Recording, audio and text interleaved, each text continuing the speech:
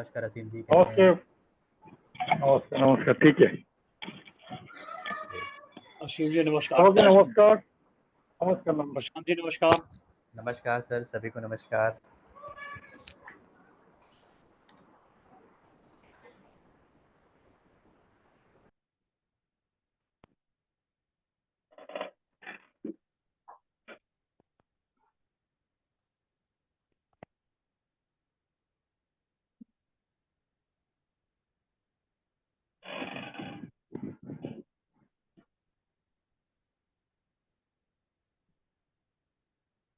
Last में क्या सिखाया, क्लास में दिखाया क्या?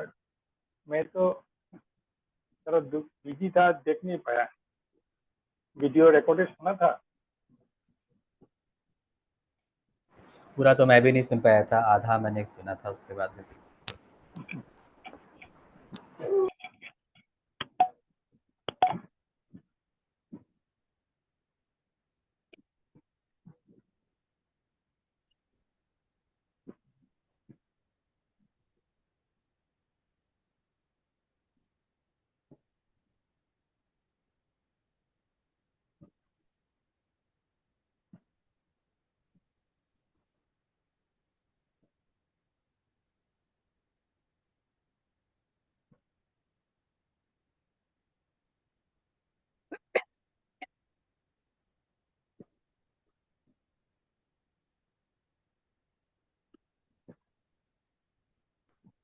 नमस्ते सभी को। नमस्ते नमस्ते नमस्कार मैम। अल्पना जी, नमस्ते। नमस्ते जी, नमस्कार। नमस्ते मैडम। राजीव जी नमस्कार। नमस्कार नमस्कार।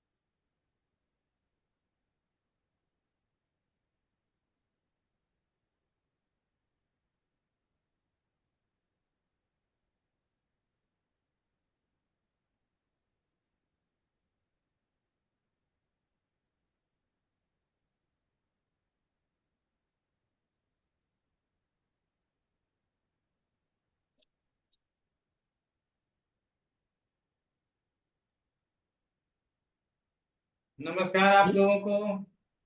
प्रणाम गुरुजी। प्रणाम गुरुजी।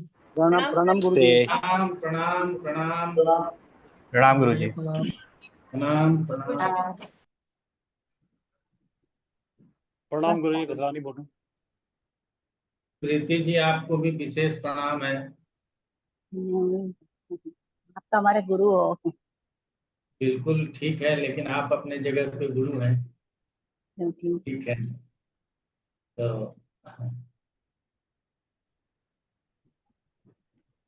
और बहुत दिन के बाद आए हैं, बीच में हाल समाचार भी हम लोगों का बंद हो गया। तो आप लोगों को बता दें कि प्रीति जी जैन साध्वी हैं, ठीक है ना। और इनका भी बड़ा रोचक विषय ज्योतिष रहा है। उन्होंने हमसे ज्योतिष एमबीए बहुत पहले पढ़ा हुआ था और फिर मुहूर्त में आई, ठीक है। इसीलिए मैंने इनको, नहीं तो आप लोग भी सोचेंगे कि कौन है। और कभी अगर पृथ्वी जी संभव हो तो कभी दर्शन भी दिया करें, ठीक है ना। तो हमारे भी लोग आपके हाँ, दर्शन दिखाई करें। नहीं हम लोग। चलिए, तो हमने क्या पढ़ा था और कहाँ तक पढ़ा था? असीम सेन जी, आपका हाथ खड़ा हो गया है, बताइए पहले प्रश्न क्या है? क्वेश्चन नहीं है, बात है, क्वेश्चन नहीं है, बात है कि वो जो ये मुहूर्त का क्लास है ना, तो मुहूर्त का क्लास में सूक्ष्म मुहूर्त कैसे निकाला जाए वो हम लोग सीख पाएगा? अरे सब सीख पाएंगे, नहीं सीख पाएंगे तो अच्छा। क्या हो जाएगा? बहुत कुछ ऐसा है जो नहीं सीख वो पाए। बात नहीं, वो बात हमको नहीं, सांप वो बात काट नहीं, लेता मैं, है, बताते, जब सांप हाँ, काट लेता है तो उसका भी मंत्र होता है, हमको नहीं आता है तो क्या करें? वो बात नहीं बात है, समझिए। मैं हम ठीक है। जहां तक ज्ञान हमारा होगा, मैं अपने तरफ से अच्छा, कोशिश करूंगा कि आपको सारे चीज सिखाऊं, लेकिन ये बात भी नहीं है ओ, कि मैं ब्रह्मा जी नहीं बन सकता। आप समझ रहे हैं? मैं तो इंसान ही रहूंगा, ठीक है? तो हाँ हाँ। आप इसकी चिंता न एक्चुअली करें। मैं कौरमाकांत पंडित से पूछा था डिकानिक सूक्ष्म मुहूर्त, तो वो लोग का आता नहीं है, तो ये एस्ट्रोलॉजर का काज है। हम ठीक है, तो आप तो लास्ट टाइम में हम लोग को जो सिखाया वो कैलकुलेट करके मैं मेल पे दिया था, तो मैं सोचा था टेलीफोनिकली पूछ लो, जितना तक हम बनाया वो ठीक है ना, इससे और कुछ अभी ऐड करना मैंने पड़ेगा, मेल कोई बात देखा है। है, लेकिन अभी उस पर जवाब देने अच्छा, योग्य नहीं है। पहले आप सब चीज ठीक है, पढ़ लें, फिर वैसा मेल आए तो उसका जवाब योग्यता के आधार पर दिया जा सके। अभी हमें पढ़ने की जरूरत है, ठीक है ना? ठीक है, ठीक। अभी तो हम ओके। लोग योग तक पढ़े हैं, ठीक है ना? तो हम्म, योग निकालने के लिए हम लोगों को आ गया था। सबसे बड़ी बात क्या है कि पंचांग के 5 अंग होते हैं, और उसका परिचय यदि हमको नहीं है तो हम मुहूर्त क्या निकालेंगे, ठीक है ना? तो योग हम लोगों ने निकाला था, और बीच बीच में हम लोग सीखते रहते हैं। जैसे पहले हमने आपको सिखाया था सर्वार्थ सिद्ध योग, आप लोगों को याद है? एक सिद्ध याद है योग सर। सिखाया था, एक जी सर्वार्थ सिद्ध योग सिखाया था, ठीक है जी ना? जी जी जी और सर। पंचांग में ही लिखा रहता है अमृत योग, जी हाँ, अमृत अमृत सिद्धि जो, सिद्ध योग लिखा रहता है। जी सर। वो कैसे बनता है? वो भी वार और नक्षत्र के योग से अमृत सिद्ध योग बनता है। तो आप लोग अमृत सिद्ध योग लिख लीजिए, 2 मिनट का काम है, आगे फिर बढ़ेंगे। अमृत सिद्ध योग, वार एवं नक्षत्र के इस योग से अमृत सिद्ध योग बनता है।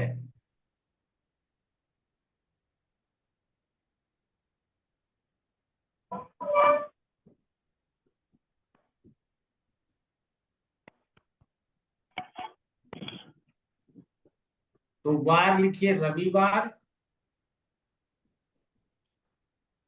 और नक्षत्र लिख लीजिए हस्त। तो रविवार को यदि हस्त नक्षत्र है तो अमृत सिद्ध योग हो जाएगा। अमृत, सोमवार मृगशिरा,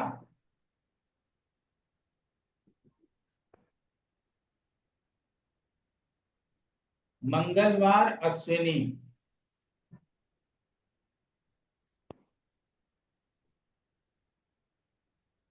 बुधवार अनुराधा, अनुराधा,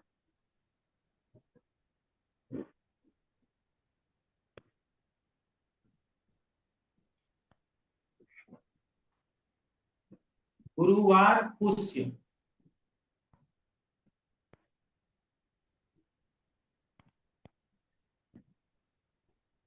शुक्रवार रेवती,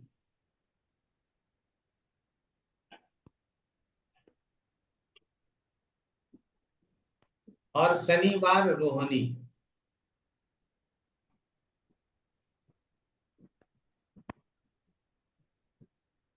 तो ये हो गया आपका अमृत सिद्ध योग, ठीक है? आप लोग गुरु पुष्य का भी नाम सुनते होंगे, उसका एक लाइन लिख लीजिए, गुरु पुष्य योग। गुरुवार के दिन यदि पुष्य नक्षत्र हो तो उस दिन को गुरु, उस योग को गुरु पुष्य योग कहते हैं। गुरु पुष्य अपने आप में बहुत बड़ा योग होता है, समझ रहे हैं ना। तो अमृत सिद्ध में ही आता, लेकिन उसको अलग से यदि उसका प्रयोग गुरु पुष्य मिल जाए हमको अमृत सिद्ध में, तो उस दिन यदि किसी कार्य का प्रारंभ किया जाए तो ईश्वर की कृपा से वो कार्य बहुत अच्छा चलता है। तो रविवार गुरु को भी पुष्य आता है ना? और जी जी, रविवार को भी आता है ना कभी कभी पुष्य? रविवार को यदि पुष्य नक्षत्र आ जाए तो उसको रवि पुष्य योग कहते हैं। तो ये योग भी बड़ा सुंदर होता है। जिस दिन प्रधानमंत्री शपथ लिए थे उस दिन रात्रि में उनके शपथ ग्रहण के बाद रवि पुष्य योग भी था, ठीक। ठीक है ना। जी उस जी। दिन रवि पुष्य योग भी था। ये हो गया। तो रविवार को हॉस्टल से अगर नहीं आएगा तो क्या अच्छा नहीं होगा? नहीं होगा अच्छा, सर्वार्थ सिद्ध योग बन जाएगा। हमने एक एक जो लिखाया उसी के ऊपर ध्यान देना है और लोगों के पीछे नहीं जाना है। आप 27 नक्षत्र में हमने 7 ही नक्षत्र तो गिन करके निकाल लिया। उसी 7 नक्षत्र में यदि वार मिल जाता है तो अमृत सिद्ध योग बनता है, अन्यथा नहीं बनता। ठीक है, खाली ढोल पलाड़ बन गए। तब मत बोलो। आगे बढ़ लेते हैं। गुरुजी एक मिनट प्लीज। अगर अगर इनमें वो आपका अशुभ योग आ जाए, यतिपात या कुछ, वो काम कर सकते हैं कि नहीं कर सकते हैं? कर सकते हैं। Okay, thank you.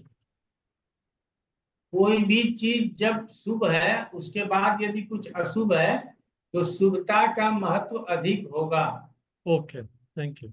यदि अमृत सिद्ध योग है और उसी दिन यमघंटक योग बन जाए, दग्ध योग बन जाए, तो भी हम क्या कहेंगे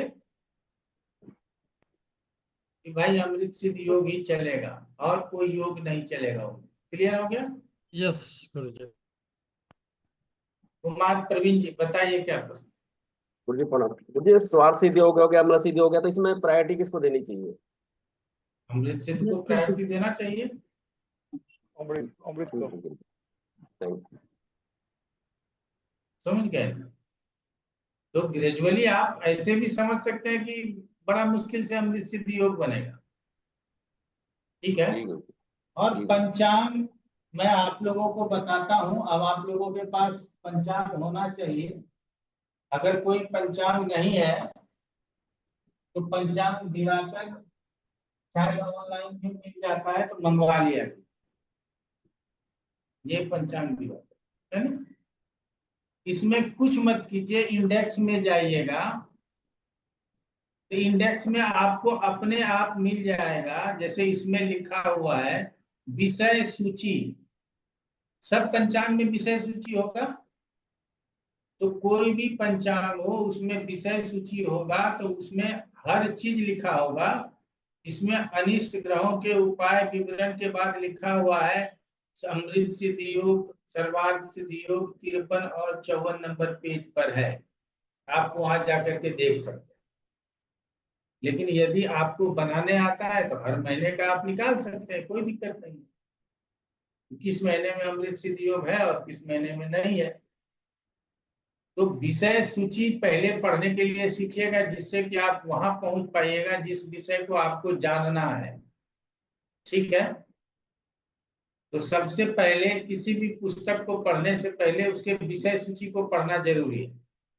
तो इस विषय सूची में हर चीज मिल जाएगा आपको, इसीलिए आपको ज्यादा परेशान होने की जरूरत है ही नहीं। ठीक है, चलिए आगे बढ़ लेते। अब बात कर लेते हैं कि योगों की तो बात हो गई थी और जिसमें से कुछ योग ऐसे थे जो अच्छे नहीं थे। उसका नाम कोई बताना चाहेंगे?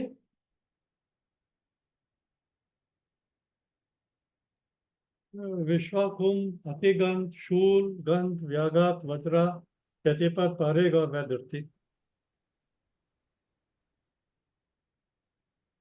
चलिए, तो योगों से के बाद हम लोगों को करण की जरूरत है। योगों के बाद हम लोगों को क्या जरूरत है? करण की जरूरत है। तो हम लोग करण को भी पढ़ेंगे, समझ रहे हैं?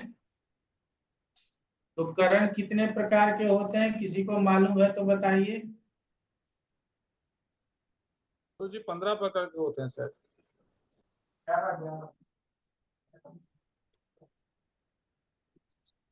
आनंद जी बोल रहे हैं।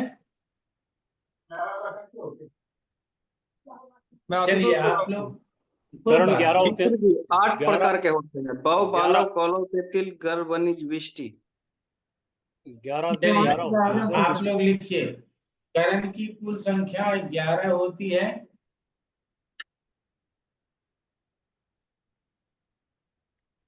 इसमें से 4 करण स्थिर होते हैं तथा 7 करण चर होते हैं।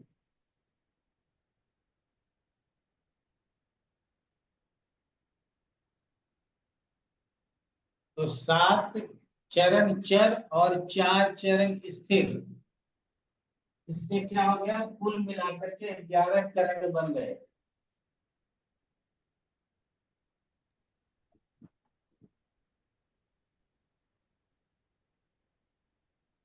जो स्थिर करण है ना, वो निश्चित तिथि में आते हैं, ठीक है? तो पहले यही नाम ये हम लोगों को आना चाहिए, स्थिर करण। और कौन से हैं? तो शकुनी,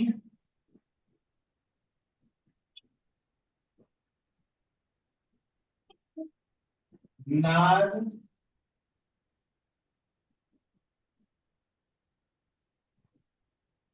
चतुष्पद, उल्टा पुल्टा हो सकता है, और किंतु घन।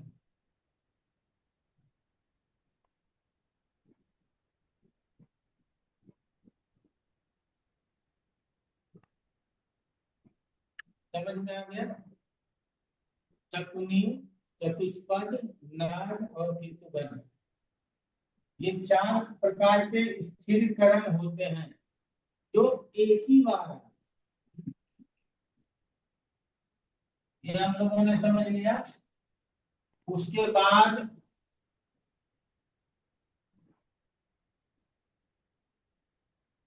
चर करण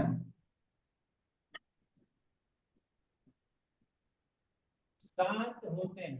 चर करण कितने होते हैं? 7 होते हैं। वो लिखिए, बव, बालव, कौलव,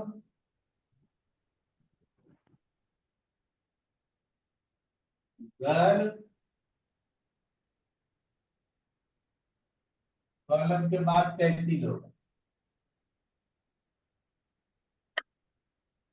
कौलव 33,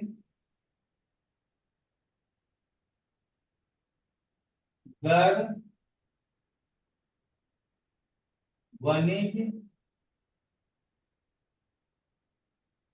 और विष्टि। ये 7 करण है जो चर है, जिसकी पुनरावृत्ति होती है। पुनरावृत्ति।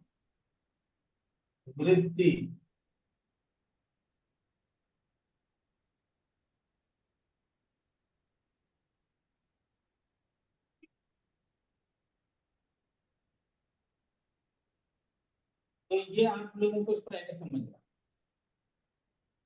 तो ये हम लोगों ने वार समझ लिया था, नक्षत्र को भी समझ लिया था गणित से, इसलिए मैं योग को भी गणित से समझ लिया था, तिथि को भी गणित से समझ लिया था कि 12 डिग्री का एक तिथि होता है। समझ में आ गया? तो क्या करण के लिए भी कोई रूल है? अगर आप लोगों में से किसी को जानकारी हो तो बताएं। सर तिथि के आधे भाग को करण कहते हैं। तिथि के आधे भाग को करण कहते हैं। भाव नहीं बोलिएगा, एक ठीक है? तिथि में 2 करण होते हैं। हाँ, भाव नहीं बोलना है, भाग बोलना है, ठीक भाग, है? जी जी। ये बोलना है, ठीक है? तिथि के आधे भाग को एक करण कहते हैं, ये हम लोगों को समझना है। तो तिथि कितने का होता है?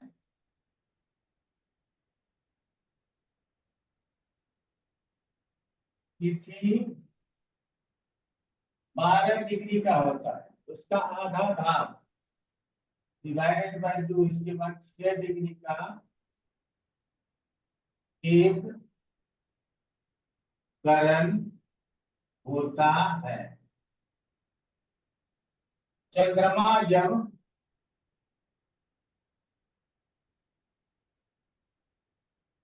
तिथि के प्रारंभ से 6 डिग्री आगे निकल जाएगा तो एक करण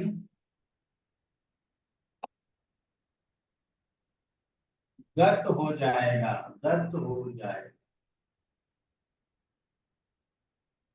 दूसरा प्रारंभ हो जाएगा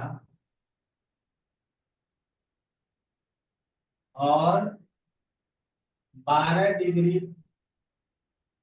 पास करने पर दूसरा करण भी उस तिथि का समाप्त हो जाएगा। यही है करण। बाकी इससे ज्यादा जानने की जरूरत है, उसको प्रयास करेंगे अभी जानने का।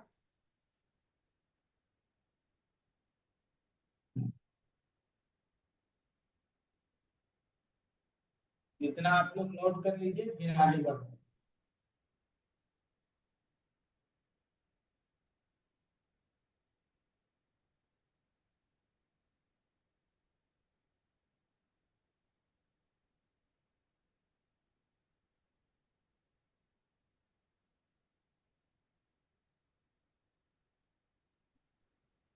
तो गुरुजी इसके बाद क्या लिखा है आपने? दूसरा प्रारंभ हो जाएगा, ये इसके बाद क्या लिखा है सर? दूसरा प्रारंभ हो जाएगा और 12 डिग्री पास करने पर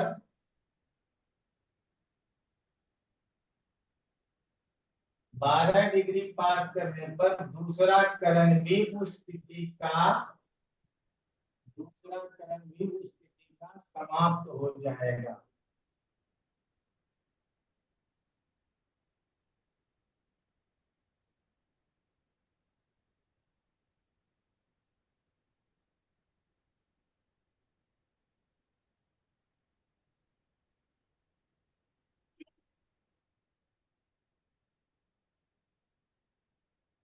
करणों में भी मान्यताएं हैं, आप लोग समझिएगा बात को। क्या मान्यता है कि उदया तिथि के समय जो करण, उदय के समय, सूर्योदय के समय जो करण उपस्थित रहता है उसी करण को दिन भर मान लिया जाए, समझ रहे हैं? लेकिन ज्योतिष बंधु हमेशा मैथमेटिकली गणना करके करण को प्राप्त करते। गुरुजी थोड़ा वॉइस क्लियर नहीं हो रहा है, ये वॉइस थोड़ा क्लियर नहीं हो रहा है। पता नहीं आज फिर वॉइस में दिक्कत होगी तो प्रॉब्लम हो जाएगा। अभी क्लियर हो रहा है? जी हाँ हाँ अभी ठीक। हमने तो चार्ज किया पर पता नहीं आप लोगों में से सबको दिक्कत था या सिर्फ आपको ही कोई दिक्कत? नहीं गुरुजी, अब ठीक हो गया, बीच में थोड़ा क्रैक हो रहा था। चलिए कोई प्रॉब्लम बात हाँ इसमें साउंड नहीं। नेटवर्क अप एंड डाउन करता है ना, तो उसके आवाज से भी वॉल्यूम और पिक्चर के ऊपर प्रभाव पड़ता है। यहाँ तक हम लोगों ने समझ लिया। अब तिथियां कुल होती हैं 30। त्रिज्या कुल 30 होती है, तो करण कितने हो जाएंगे? 60। 60। 60। लेकिन इस 60 में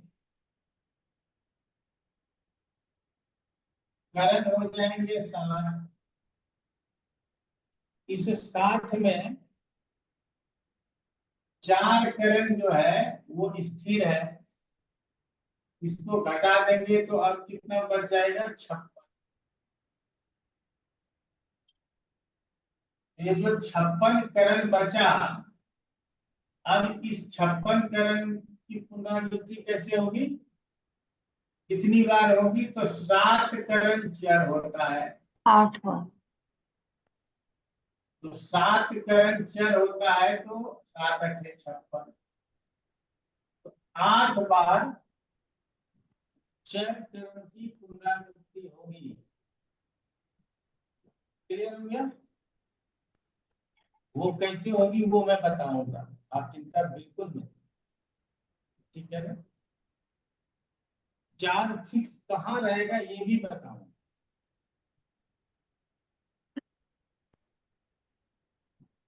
और बाकी के जो 7 चरण है उसकी पुनरावृत्ति होते रहेगी, उसकी पुनरावृत्ति होते रहेगी। तो अभी कोई जानकार बंधु जो बता रहे थे कि बव बालक कौलभ तैतिल गर्भ बनी दृष्टि, ये हमको रट लेना है। बव बालक कौलभ तैतिल गर्भ बनी दृष्टि, बव बालक कौलभ तैतिल गर्भ बनी दृष्टि, ये हमको याद रख लेना, ठीक है? इसकी पुनरावृत्ति होगी।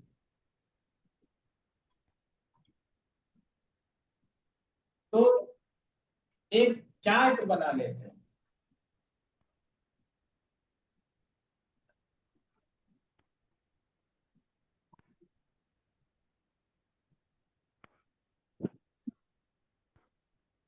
पहले लिख लेते हैं शुक्ल पक्ष,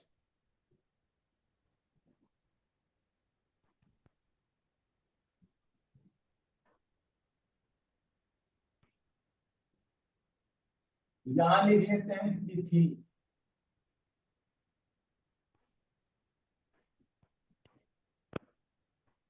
ये हो गया शुक्ल पक्ष। फिर लिख लेते हैं तिथि,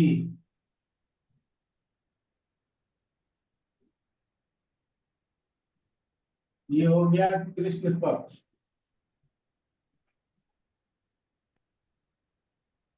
बड़ा टेढ़ा लिखा है।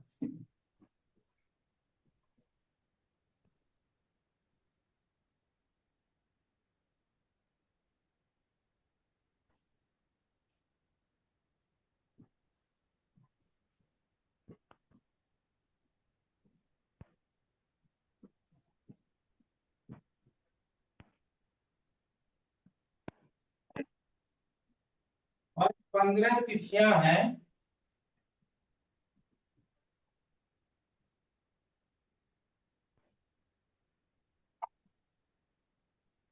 एक, दो, तीन, चार, ये पूरा करना है तो छोटा छोटा लिखना। 1, 2, 3, 4, 5, 6, 7, 8, 9, 10, 11, 12, 13, 14 और ये 15 हो गया। अब इधर भी लिख लीजिए, अब इसको यहां तक जोड़ दीजिए।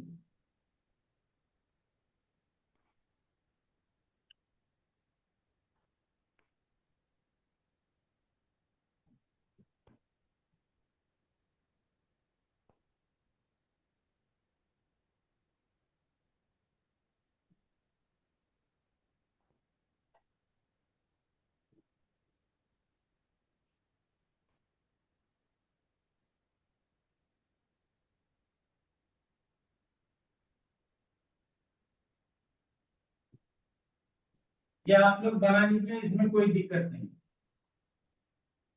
अब क्या है,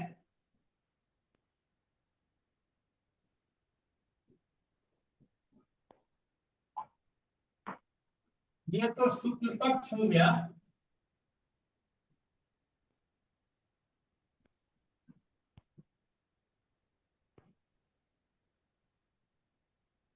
और इसके नीचे करण,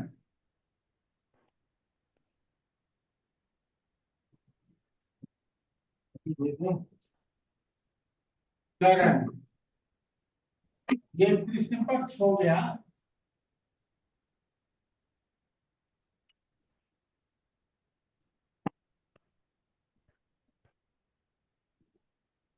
इसके नीचे करण, करण संख्या 1 और करण संख्या 2। एक तिथि में 2 करण होते हैं, ये हम लोग जानते हैं। क्लियर हो गया?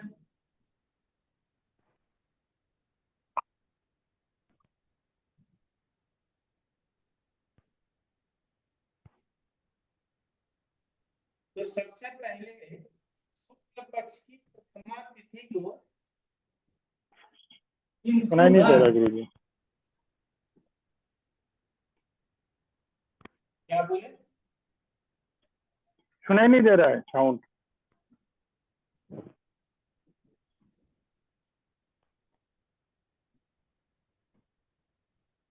सुनाई नहीं दे रहा है आप लोगों को?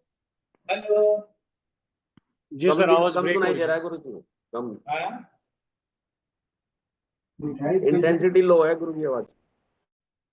आवाज की इंटेंसिटी को क्या स्पष्ट रहेगी? नहीं सुनाई पड़ रहा है सर, हाँ? स्पष्ट नहीं सुनाई पड़ रहा है गुरु जी। ये जो जी, मैं माइक्रोफोन है ना सर, कभी तो ठीक सुनाई दे रहा है, कभी तेज ज्यादा हो रही है आवाज। ये माइक्रोफोन का कोई समस्या नहीं है, हमको लगता है कहीं सिग्नल का दोष आ रहा है। नहीं सर, अभी भी सुनाई नहीं दे दे रहा।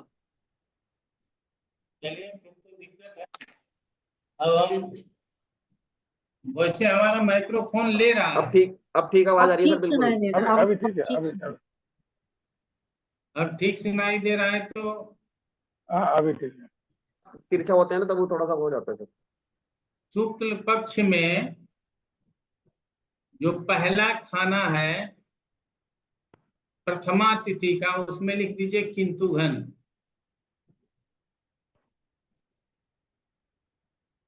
यहाँ किंतु घन, किंतु घन, जो भी बोलना।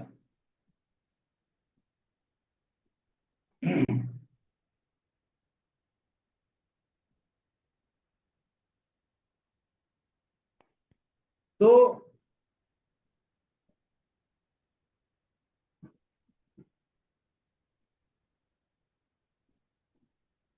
शुक्ल पक्ष जो शुरू होगा तो कौन से करण में शुरू होगा? किंतु गुण। किंतु घन करण किंतु से। घन, ठीक है। स्थिर करण से। स्थिर करण। दूसरा स्थिर करण जो हमारा आएगा वो कहाँ आएगा जाकर के? कृष्ण पक्ष में। कृष्ण पक्ष में। Ninth ninth ninth. 8 नंबर में आएगा सर। 8 नंबर में क्यों आएगा? 1 2 3 4 5 6 7।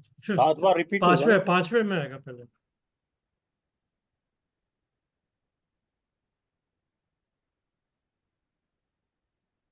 आप उसके बाद लिखिए, इधर भी काउंटिंग लिख लीजिए आप लोग। 16 17 18 19 20 21 22 23 24 25 26 27 28 29 और 30। क्लियर हो गया? तो 29 अर्थात कृष्ण पक्ष चतुर्दशी का जो आखिरी चरण होगा वो होगा शकुनी। शकुनी ये स्थिर होगा। पहले स्थिर समझ लेते हैं, फिर आगे हम लोग बढ़ जाएंगे। कृष्ण पक्ष का जो अमावस्या होगा उस दिन हो जाएगा चतुष्पद। चतुष्पद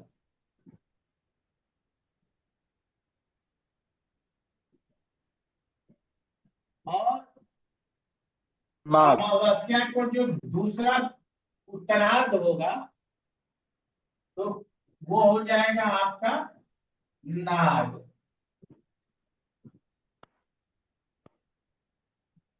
तो चार स्थिर हो गए, चारों लगातार होते हैं।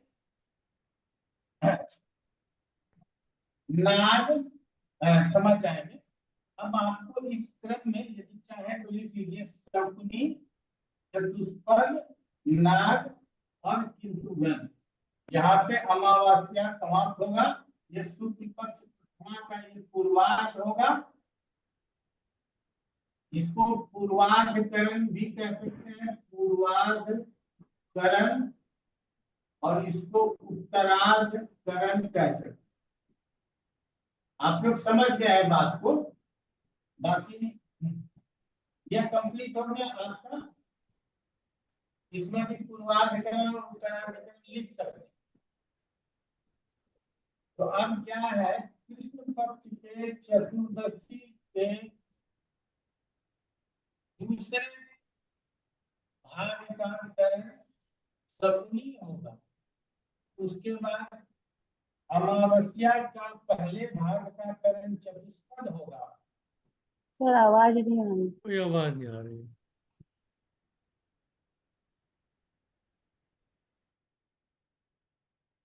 अमावस्या के पहले करण पूर्वार्ध के करण का नाम चतुष्पद होगा और उत्तरार्ध के करण का नाम नाग होगा।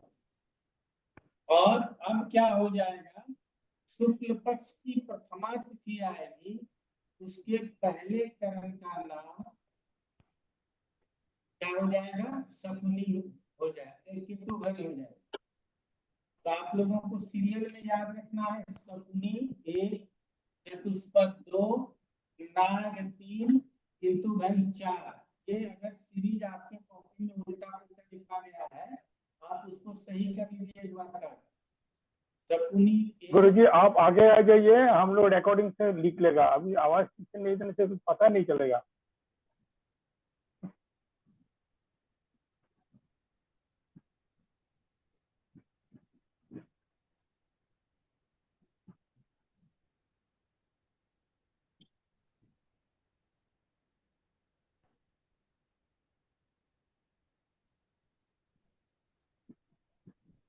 अब देखिए कोई आवाज आ रही है? बहुत अच्छी आ रही है सर। जी अब ठीक है अभी ठीक है। चलिए ठीक है, अब हम कंप्यूटर के स्पीकर से बात कर रहे हैं। अच्छा अच्छा ठीक है, अभी ठीक है। तो हम लोग क्या कहेंगे, कृष्ण पक्ष के चतुर्दशी का जो दूसरा उत्तरार्ध होगा वहां शकुनी आएगा। अमावस के जो पूर्वार्ध होंगे वहां चतुष्पद आएगा। अमावस का जो उत्तरार्ध होगा वहां नाग आएगा। और शुक्ल पक्ष का जो प्रथमा है उसका जो पूर्वार्ध जो करण आएगा वो किंतुगन है। तो ये 4 फिक्स हो गए, ये हिलेगा नहीं। हर अमावस के दिन चतुष्पद और नाग ही होगा, हर अमावस के दिन। हर चतुर्दशी, कृष्ण पक्ष चतुर्दशी के दूसरे उत्तरार्ध का करण शकुनी ही होगा, चाहे चैत्र का हो, वैशाख का हो, ज्येष्ठ का हो, आषाढ़ का हो, किसी भी महीने का हो। और किसी भी महीने के शुक्ल पक्ष के प्रथमा तिथि का पहला करण किंतुघ्न होगा। ठीक है, अब जितना जगह बचा है उसमें आप लोग सीरियल से लिखते रहिएगा। आप लोगों को अभी लिखाते हैं। किंतुघ्न के बाद क्या हो जाएगा, अब दूसरा हो जाएगा बव। बव के बाद क्या हो जाएगा, बालव। बालव के बाद क्या हो जाएगा, कौलव। कौलव। कौलव। कौलब के बाद क्या हो जाएगा? तैतील। तैतील। तैतील के बाद क्या हो जाएगा? गर। गर। गर के बाद क्या हो जाएगा? वनिज। वनिज। और वनिज के बाद क्या हो जाएगा? विस्की। विस्की। ठीक है। अब हो गया, देखिए यहां से 1 2 3 4 5 6 7। अब फिर यही रिपीट हो जाएगा, तो क्या हो जाएगा? बव। फिर क्या हो जाएगा? बालव। फिर क्या हो जाएगा? कौलव। फिर क्या हो जाएगा? तैतील। फिर क्या हो जाएगा? गर। फिर क्या हो जाएगा? वनिज। फिर क्या हो जाएगा? विस्की। फिर यहां से गिनते हैं 1 2 3 4 5 6 7। इसकी पुनरावृत्ति होते रहेगी। फिर क्या आ जाएगा? बव। फिर क्या आ जाएगा? बालव। फिर क्या आ जाएगा? कौलव। फिर क्या आ जाएगा? तैतील। फिर क्या आ जाएगा? गर। फिर क्या आ जाएगा? वनिज। फिर क्या आ जाएगा? विस्की। फिर क्या आ जाएगा? बव। फिर क्या आ जाएगा? बालव। फिर क्या आ जाएगा? कौलव। फिर क्या आ जाएगा? तैतील। फिर क्या आ जाएगा? गर। फिर क्या आ जाएगा? वनिज। फिर क्या आ जाएगा? विस्की। यहां तक समझ में आ गया? फिर यहां शुरू हो जाएगा बव।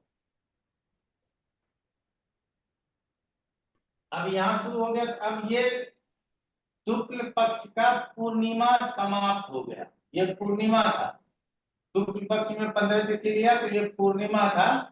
ये पूर्णिमा, ये हो गया पूर्णिमा। लीजिएगा, हम आमांक ले लिए हैं यहाँ, ये पूर्णिमा है, याद रखिए। अब आ जाते हैं बव के बाद बालव।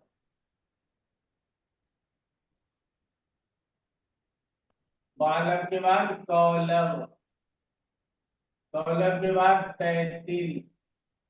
तैतील के बाद गर। गर के बाद वनिज। वनिज के बाद विस्की। विस्की के बाद बव। बव के बाद बालव। बालव के बाद कौलव। कौलव के बाद तैतील। तैतील के बाद गर। गर के बाद वनिज। वनिज के बाद विस्की।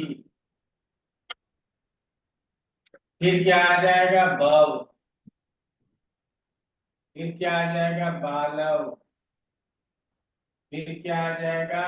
कौलव। फिर क्या आ जाएगा? तैतील।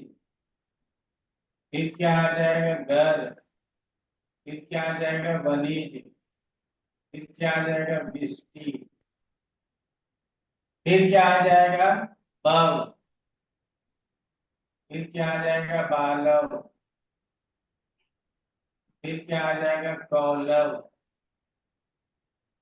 फिर क्या आ जाएगा? तैतील। फिर क्या आ जाएगा? गर। फिर क्या आ जाएगा? वनिज। फिर क्या आ जाएगा? विस्की।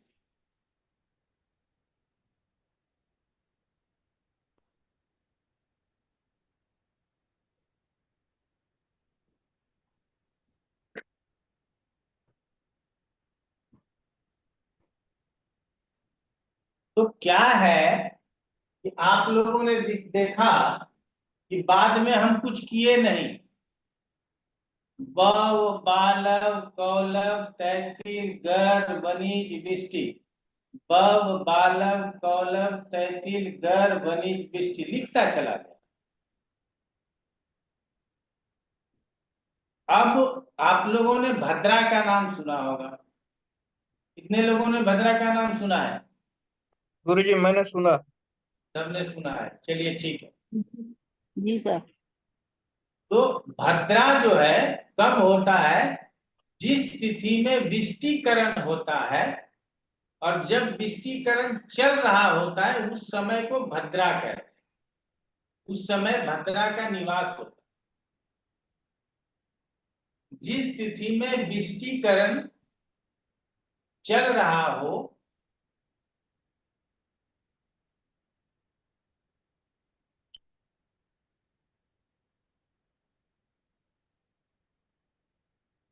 समझ रहे हैं, उस तिथि के उस भाग को भद्रा कहते हैं। तो रोज हर पूर्णिमा में भद्रा आएगा। क्लियर हो गया? हर पूर्णिमा में भद्रा आएगा, यहाँ विष्टि रहेगा ही रहेगा। अब ये चतुर्थी तिथि को भी विष्टि आएगा, हर चतुर्थी में भद्रा रहेगा, हर अष्टमी में भद्रा रहेगा, हर एकादशी में भद्रा रहेगा, और हर पूर्णिमा में भद्रा रहेगा। अभी आगे और भी बताएंगे, आप लोग देखिए। हर ये प्रथमा द्वितीया तृतीया है, तृतीया में भी भद्रा रहेगा। कौन से? कृष्ण पक्ष के तृतीया में।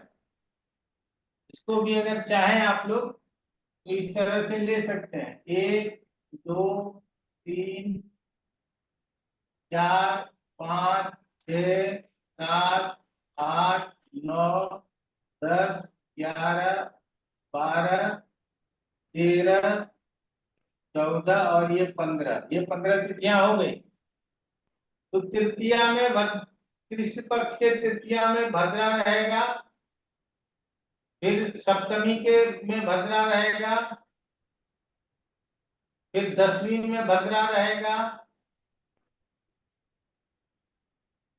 फिर चतुर्दशी के में भद्रा रहेगा। भद्रा कहाँ कहाँ रहेगा, ये अगर आपको कहे कि खोज के निकाल लीजिए तो निकाल लीजिए। भद्रा कितने बजे से कितने बजे तक रहेगा? तो तिथि जहां से प्रारंभ होगा उसके बाद विष्टिकरण जहां से प्रारंभ होगा उस तिथि में विष्टिकरण यदि पहला है, यहाँ देखिए पूर्णिमा को पहले विष्टिकरण आ जाता है। आप लोग देखते होंगे कि बड़े हल्ला करते हैं टीवी पे कि रक्षाबंधन है, भद्रा है, इतने बजे के बाद भद्रा खत्म होगा तब राखी बंधवाइएगा।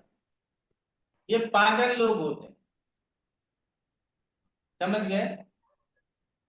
आगे इसके विषय में बताएंगे कि क्यों पागल होते।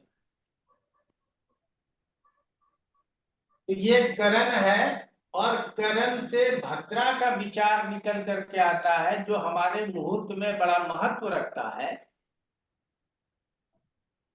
तो इसीलिए करण को भी समझना जरूरी होता है। एक तो हम फिर से आप लोगों को याद हो जाए उसके लिए दोहरा देते हैं कि कृष्ण पक्ष के चतुर्दशी तिथि के दूसरे भाग में अर्थात उत्तरार्ध में जो करण आता है उसका नाम है शकुनी। कृष्ण पक्ष अमावास्या के पहले पूर्वार्ध में जो करण आता है उसका नाम है चतुष्पद। कृष्ण पक्ष अमावास्या के जो दूसरे उत्तरार्ध में जो करण आता है उसका नाम है नाग। और शुक्ल पक्ष के प्रथमा तिथि को जो पहला करण आता है उसका नाम है पितुग्न। और ये चारों फिक्स चरण है, स्थिर चरण है, चर नहीं है।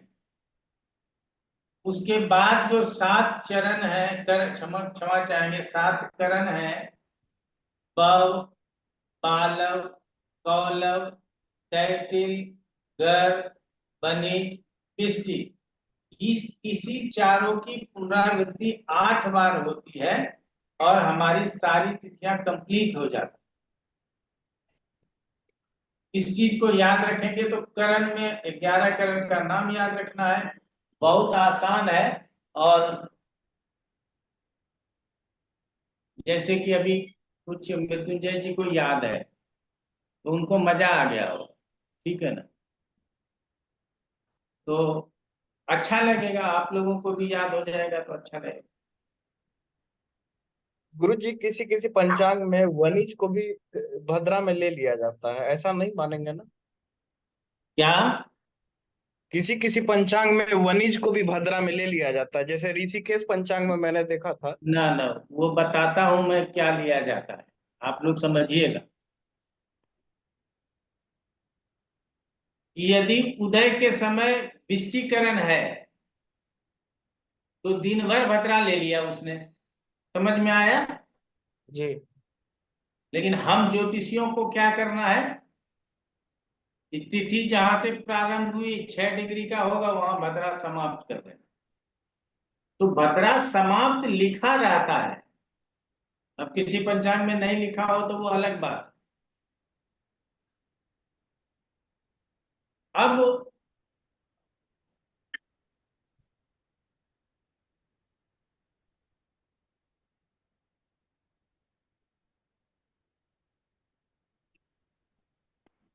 तो आप लोग भद्रा को पहले निकाल लीजिए,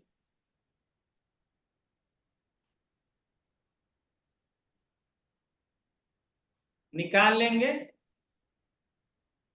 या मैं निकलवा दूं? असीम सेन जी क्या करें? निकाल लेंगे निकाल लीजिएगा आप लोग भद्रा। मेरा तो ये भी अपने से कुछ तो होमवर्क कीजिएगा। एक तो भद्रा जब विष्टिकरण चल रहा हो और विष्टिकरण में कौन चल रहा हो, हम बताइएगा तब ना समझ में आए। चंद्रमा। चंद्रमा, चंद्रमा का ट्रांजिट विष्टिकरण से हो रहा हो तो वो भद्रा हुआ। तो अब जो अभी मृत्युंजय जी का प्रश्न था, तो अब यहां देखिए,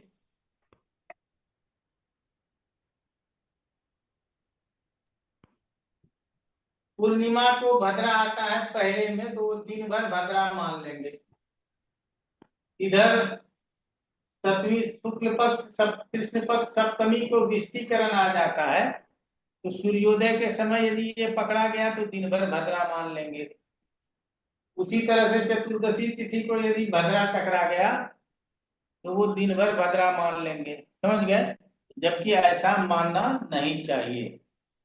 एक शुक्ल भद्रा पक्ष की केवल, अष्टमी एक शुक्ल भद्रा। पक्ष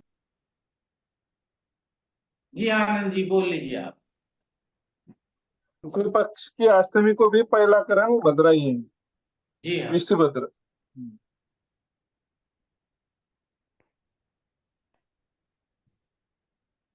तो ये आप लोग इस टेबल से भद्रा कौन कौन से तिथि में है वो प्राप्त कर लेंगे। और हर एक चंद्रमास, चंद्रमास किसको बोलते हैं?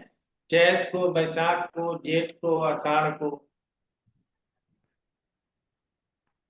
अब दूसरा होता है भद्रा, आप लोगों ने समझ लिया, अब लिखिए भद्रा निवास। गुरु जी एक प्रश्न था, जैसे जी जैसे जी बोलिए। जैसे करण गुरु जी सुबह में उदया तिथि के समय प्रारंभ हो रहा है, तो जब विष्टि खत्म हो जाएगा वो तब तक ही मानेंगे नाम भद्रा, उसके बाद तो नहीं मानेंगे बव करण में? नहीं मानेंगे भाई। तो अगर सावन के पूर्णिमा में फिर बव आ जाता है तो अभी बव में हम सावन पूर्णिमा पे आ जाएंगे, आप चिंता मत कीजिए, सावन पूर्णिमा पे आ जाएंगे, क्योंकि पूर्णिमा के पहले ही भद्रा होता है। अगर पूर्णिमा 2 बजे रात में निकला तो 8 बजे तक भद्रा समाप्त हो जाए, ऐसा भी तो संभव है। 8 बजे के बाद रक्षाबंधन कीजिए लोग, ऐसा वो भद्रा निकाल करके बोलते हैं कि यहाँ तक भद्रा है, इसके बाद करना चाहिए। लेकिन कितने मूर्ख हैं वो बताने का प्रयास करेंगे। अभी आपको थोड़ा देर समय दीजिए हमको, आप लोगों के सामने स्पष्ट हो जाएगा। अब भद्रा निवास लिखिए। पहले भद्रा था, सब डिफरेंट थिंग। भद्रा अलग है और भद्रा निवास अलग है। बाद में समझिएगा कुछ। अगर अभी भद्रा अलग समझ लिया, अब भद्रा निवास समझ। तो लिखिए, जब चंद्रमा कर्क, सिंह, कुंभ एवं मीन राशि से गोचर करता हो,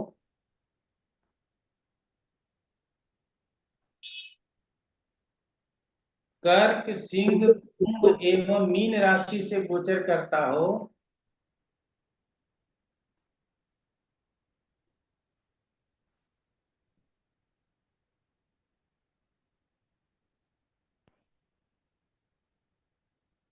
उसी समय भद्रा भी प्रभाव में हो,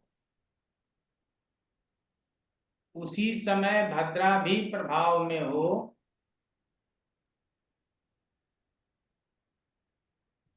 तो कहा जाता है कि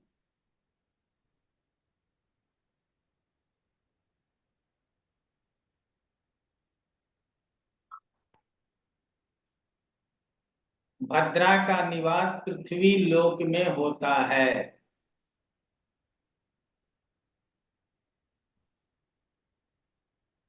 नंबर 1। नंबर 2 लिखिए,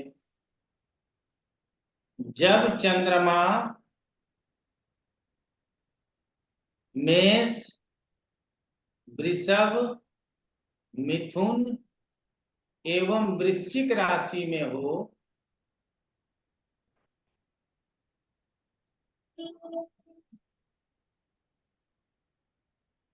जब चंद्रमा मेष, वृषभ, मिथुन एवं वृश्चिक राशि में हो,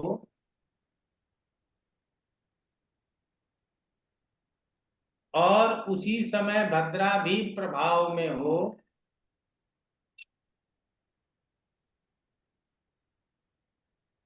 तो भद्रा का निवास स्वर्ग लोक में कहा जाता है।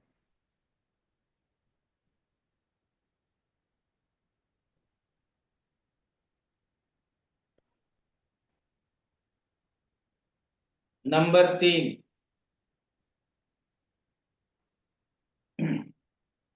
जब चंद्रमा कन्या, तुला, धनु एवं मकर राशि में गोचर करता हो,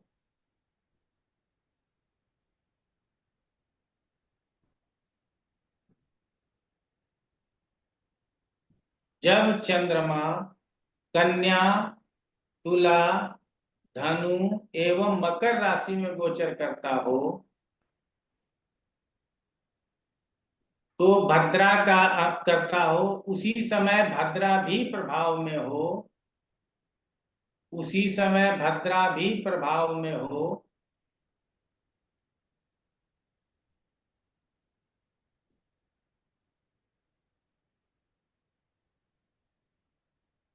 तो भद्रा का निवास पाताल लोक में बताया जाता है। तो भद्रा का निवास पाताल लोक में बताया जाता है।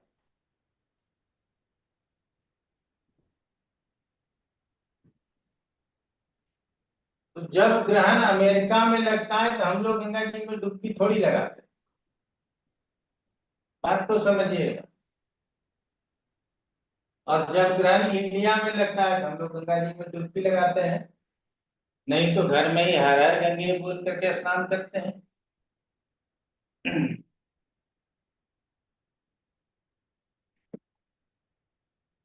चैत्र पूर्णिमा 90% उसी दिन होता है जिस दिन चित्रा नक्षत्र होता है।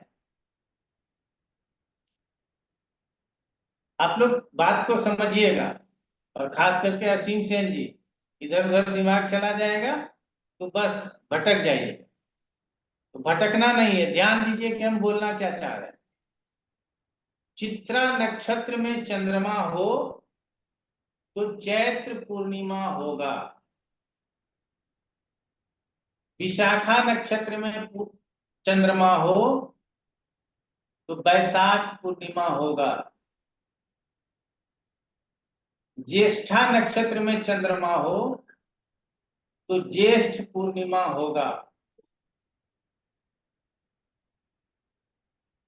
पूर्वाषाढ़ा या उत्तराषाढ़ा में चंद्रमा हो तो आषाढ़ का पूर्णिमा होगा। और श्रवण नक्षत्र में चंद्रमा हो तो श्रावण का पूर्णिमा होगा।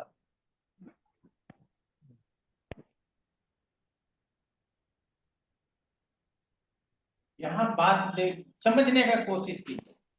श्रावण का पूर्णिमा अर्थात रक्षाबंधन।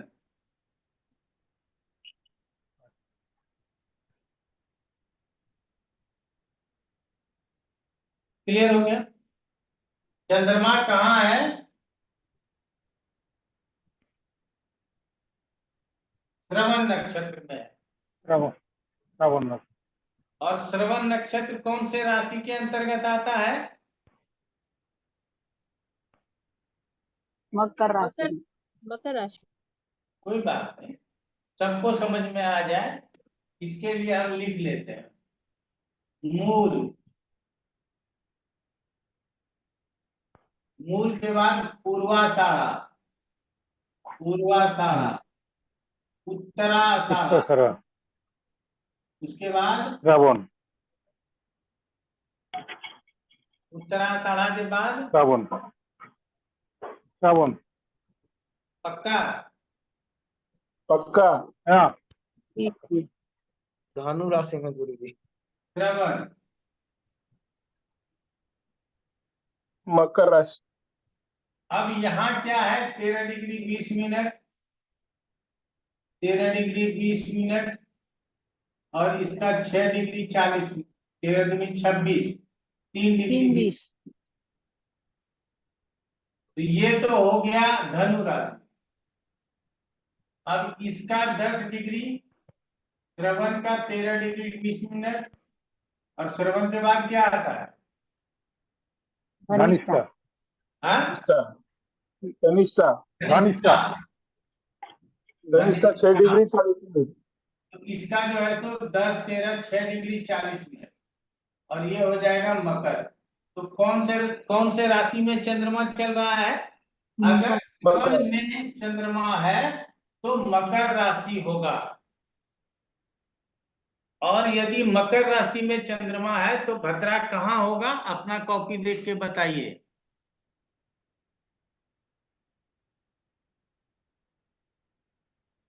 पाताल लोक में। पाताल लोक में। पाताल लोक में चंद्रमा होगा ना? हाँ। हम लोग कहाँ रहते हैं? पृथ्वी लोक में, मृत्यु लोक जिसको बोलते हैं। अब इसमें पंडित पागल है, बोलता है कि रक्षाबंधन के दिन भद्रा मानता। ऐसे पंडितों को पीपल के पेड़ में बांध के मारना चाहिए कि भगवान भी सद्बुद्धि दे। समझ गए ना? मैं कई बार इसके विषय में अपने माध्यम से, चैनल के माध्यम से कुछ लोगों को बता सकता हूँ, सबको तो नहीं बता सकता। लेकिन आज आप लोगों ने प्रमाण देख लिया गणितीय पद्धति से कि जब पाताल लोक में भद्रा है, आग लगा है अमेरिका वाला और बाल्टी में पानी लेकर के हम यहां दौड़ना शुरू कर दें, ये बताइए ऐसा हुआ है क्या? जब पाताल लोक में भद्रा है तो मृत्यु लोक में भद्रा का प्रचार करने का मतलब क्या है? वो सोचते हैं कि हमको लोग ज्यादा इंटेलिजेंट मानेगा, भद्रा इतने से इतने बजे तक, और सब पेपर वाला, टीवी वाला सब पागल बना देता है और बाद में ज्योतिष को बेवकूफ भी बोलता है। ये लोग बेवकूफ है, ठीक है ना? जब हम अपने ब्लॉग में लिखे तो कई लोगों ने कॉपी करके पेपर में, वो आप लोग देख लीजिएगा 1-2 साल के बाद भद्रा की चर्चा टीवी और पेपर से गायब हो जाए। क्योंकि हर साल श्रवण नक्षत्र में जब चंद्रमा होगा तभी सावन पूर्णिमा होगा, तभी रक्षाबंधन होगा और उस समय मकर राशि में ही चंद्रमा होगा, जिसके कारण चंद्रमा पाताल लोक में होगा, जिसकी वजह से भद्रा मृत्यु लोक में नहीं लगेगा। मृत्यु लोक में भद्रा तब लगेगा जब कर्क, सिंह, कुंभ और मीन राशि में चंद्रमा होगा, तभी मृत्यु लोक में भद्रा लगेगा। गुरुजी क्लियर हो गया? तो अब सब पूरा करने दीजिए, हाथ उठाए, हम सबसे प्रश्न ले लेंगे, चिंता मत कीजिए। ठीक है गुरुजी। मेष राशि में चंद्रमा चल रहा है और उसी के बीच में विष्टिकरण आ गया, तो भद्रा आ गया, भद्रा का निवास आ गया। तो 12 के 12 राशियों में कहीं भी टकरा सकता है, तिथियों में ये व्याप्त है और विष्टिकरण चरकरण है, तो किसी भी राशि में टकरा सकता है। ये तो पूर्णिमा को आएगा ही आएगा पहले भाग में, और पूर्णिमा, सावन का पूर्णिमा तब आएगा जब श्रवण नक्षत्र में ही चंद्रमा होगा, और जब चंद्रमा श्रवण नक्षत्र में होगा तो वो मकर राशि में होगा, और मकर राशि पाताल लोक में, मकर राशि में चंद्रमा हो और भद्रा हो तो भद्रा पाताल लोक में कहा जाएगा। तो ऐसे स्थिति में हम लोग भद्रा को मान करके भाई बहन जो है सभी एक दूसरे का मुंह देख रहे हैं, कितने देर में भद्रा खत्म होगा घड़ी देख रहे हैं, समझ रहे हैं। आप लोग भी सुनते होंगे, मैं अकेला ऐसा इंसान थोड़ी हूं कि ये गलत प्रचार मैं नहीं सुनता हूं, आप लोग भी सुनते हो। लेकिन एक जैसे कि पोप होता है, क्रिश्चियन में पोप होता है ना, जो बोलेगा वही मानेगा लोग। यहाँ पे मुल्ला जी होते हैं, वो इस्लाम में वो क्या बोलते हैं, मुल्ला का फरमान आता है, क्या बोलते हैं उसको, वाह, हाँ, फतवा फतवा फतवा, फतवा जारी कर देते हैं। तो यहाँ हिंदुओं में भी फतवा जारी करने के लिए शंकराचार्य को आना चाहिए, लेकिन शंकराचार्य को भी आजकल मूर्ख शंकराचार्य बने जा रहे हैं, उनको भी नहीं पता। आप बोलेंगे कि शंकराचार्य को आप मूर्ख बोल रहे हैं, सही कह रहे हैं। हमारे आदि शंकराचार्य ने जितने नियम बनाए थे कि शंकराचार्य को कैसे नियुक्त किया जाए, अब वो सब नहीं होता है। अब ये राष्ट्रपति का पद हो गया, जिसको मर्जी चादर उड़ा दो और शंकराचार्य बना दो, समझ गए। तो कष्ट होता है, हमको बहुत कष्ट होता है। आप लोगों को पढ़ा करके एंजॉय करते हैं अपने लाइफ को, बाकी लोगों को कुछ बताने का प्रयास करते हैं। हमारे कितना भी चिल्लाएंगे ना तो आवाज वहां तक नहीं पहुंच पा रही है। जब करोड़, 2 करोड़, 5 करोड़, 10 करोड़ लोग एक साथ सुनेंगे तब ना उसको समझ में आएगा कि ये भद्रा गलत बताता है लोग। हम अगर अपने चैनल पे बोल भी देंगे तो 70,000 लोगों तक जाएगा। आप लोगों को पढ़ा रहे हैं तो अभी 20 लोगों तक जा रहा है। जब आप लोग भी बोलना शुरू करेंगे तो भगवान करेगा शायद धीरे धीरे इसका प्रचार अच्छा हो जाएगा। गुरुजी दिक्कत ये है कि पंचांग में भी दे दिया रहता है भद्रा, तो इसीलिए लोग कंफ्यूज हो जाते हैं। पंचांग में तो भद्रा दिया ही रहेगा, लेकिन आप अकल के अंधे हो, आप तो मुहूर्त जानते हो, जी, नहीं जानते हो तो बोलो मत। और बहुत पंडित ऐसे हैं जिनको ये भी पता नहीं है कि विष्टिकरण में भद्रा लगता है, वो बस पंचांग में तो देख मुझे के। पता है भाई, पंडितों को नहीं पता है, वो पंचांग देख करके चलता है, ठीक है ना। वो जी, हमको पता है कि उसको नहीं पता है, तो बोलना भी नहीं चाहिए ना, लेकिन बोलेगा मुंह उठा उठा करके। आजकल एक ढेले का ज्ञान नहीं है, वो टीवी पे जा रहा है। वो आप देखते हो आज तक जिस चैनल पे सत्येंद्र पांडे आते हैं, शायद शैलेश पांडे गुरुजी, वो जो भी है शैलेश पांडे, आंख बंद करके बोलते हैं आज भूरा कलर आपके लिए और 57% भाग्य होगा, ठीक है ना। चौराहे पे गिरा करके मारना चाहिए, ठीक है। कहाँ से पढ़ा बताओ, नहीं बताओगे तो और मार लगेगा तुमको, समझ रहे हैं। लेकिन नेशनल चैनल पर बैठ करके और एक साथ लाखों लोगों को ये बात सुना रहे हैं, हमारी बात कौन मानेगा। वो शैलेंद्र पांडे आज तक पे आता है, सरवन झा का क्या औकात है, समझ रहे हैं। तो इसीलिए आप लोग इसको समझिए। मैं वो जो भी कोर्स लेकर के आता हूँ, असीम सेन जी को संतुष्ट करने के लिए नहीं आता हूँ कि वो क्या सीख पाएंगे नहीं सीख पाएंगे, आई डोंट नो। लेकिन मैं ये लेकर के आता हूं कि आप लोगों को कुछ जो मैं जानता हूं वो बता सकूं, ताकि आप लोग सजग रह सकें और दूसरों को भी सजग कर सकें। इस विद्या का अंत नहीं है, समझ रहे हैं? इसीलिए जहां तक हमको ज्ञान है उसको ही बताने का प्रयास करें, और जितना पैसा लेते हैं उसके अनुपात में चाहते हैं कि उससे कहीं एक ज्यादा कंटेंट आप लोगों को दे दें, ठीक है ना? आप लोग हमको टाइम का पैसा देते हो, ये जो हम बातें बताते हैं ना इसका पैसा नहीं देते हो, इसका तो इस ज्ञान का कोई मूल्य नहीं है।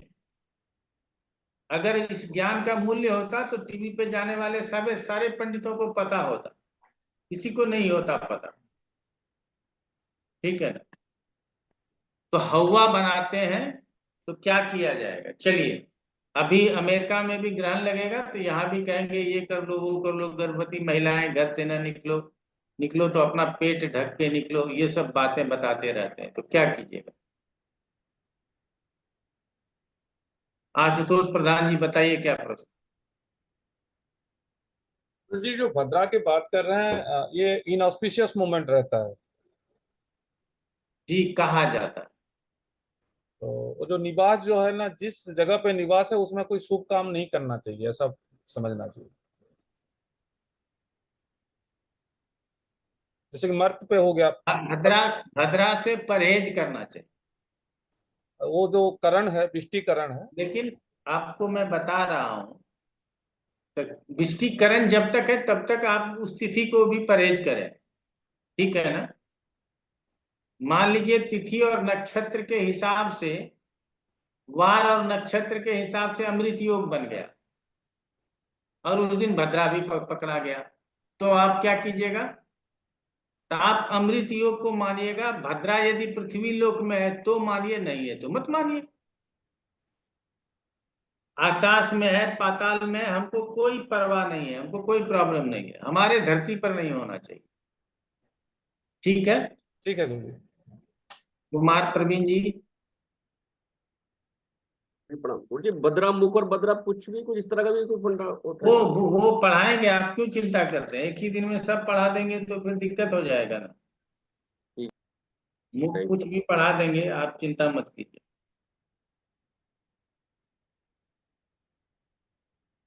आज इतना ही पढ़ाने का। जी गुरु जी, बाकी जो बहु बालव जो चर करण है हमारे, उसमें अच्छा बुरा कौन सा काम करना चाहिए, कौन सा नहीं करना चाहिए, कुछ सब अनुकरणीय है, 7 के 7 में से बिष्टि ही अच्छा नहीं है, बाकी सब ठीक है, ठीक है?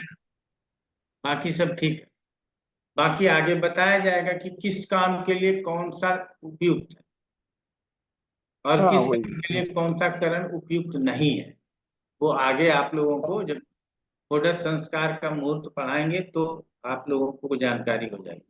इतने दिन से अभी मुहूर्त पढ़ा रहे हैं, देखते हैं कि अभी तक करण पास नहीं किए, ठीक है ना?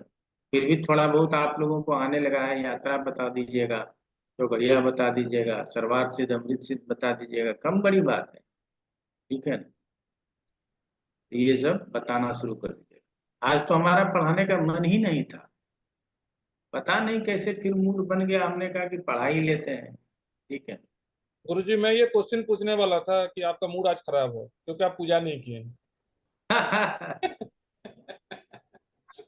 आज नहीं लग रहा था कि गुरु जी का मूड कुछ नहीं बना है। हाँ, मूड खराब था, लेकिन आप लोगों से मिलने के बाद ठीक हो गया। थैंक यू जी। गुरुजी, मेरे को ये एक्चुअली नहीं आता पंचांग बिल्कुल भी, इसीलिए मैं आपसे पूछ रही हूँ कि ये श्रवण नक्षत्र ही आता है पूरे दिन श्रावण पूर्णिमा में? श्रवण नक्षत्र ही आता है, गलती से अगला या पिछला हो सकता है, गलती से। कभी कुंभ आ जाए तो फिर भद्रा निकलेगा ना, मतलब कुंभ राशि आ जाए तब भद्रा कहाँ होगा बताइए? तो गुरुजी कुंभ में यदि है पृथ्वी पे हो गया ना गुरुजी? हाँ, तब भद्रा पृथ्वी पे ले लीजिएगा, लेकिन ऐसा होगा ही नहीं। अच्छा, या वो रात में आएगा? अब या तो ये जो आपको मिटा दिए क्या, श्रवण में नहीं होगा तो धनिष्ठा में 6 डिग्री 40 मिनट तक पूर्णिमा समाप्त हो जाएगा। और ये श्रवण में नहीं होगा तो उत्तराषाढ़ामी पूर्णिमा होगा जो श्रवण में जाकर के समाप्त हो जाएगा। ठीक है गुरुजी, बस यही जानना था। ये कभी होता ही नहीं है, ये जो है।